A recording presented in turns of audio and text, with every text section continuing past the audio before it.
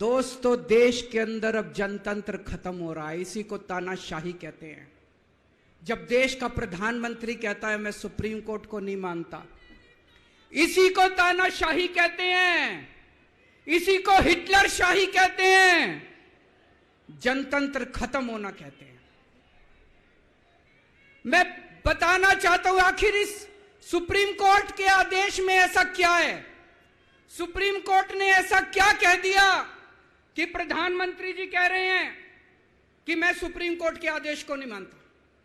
Supreme court ने अपने आदेश में बोला कि भारत एक जनतंत्र है, भारत में जनता सुप्रीम है, जनता अपनी सरकार चुनती है, उस सरकार को जनता के काम करने का पूरा अधिकार होना चाहिए।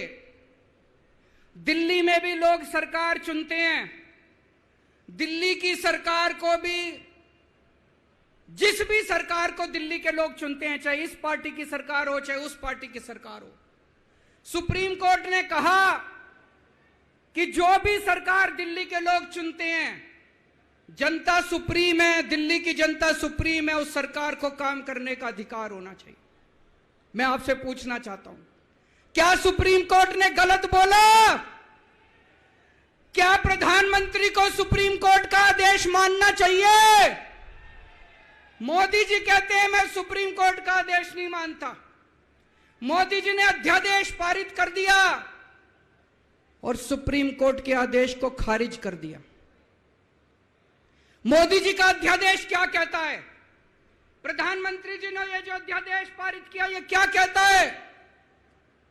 मोदी जी का अध्यादेश कहता है कि अब दिल्ली के अंदर जनतंत्र नहीं होगा, अब दिल्ली के अंदर तानाशाही चलेगी, अब दिल्ली के अंदर जनता सुप्रीम नहीं है, अब दिल्ली के अंदर एलजी सुप्रीम होगा।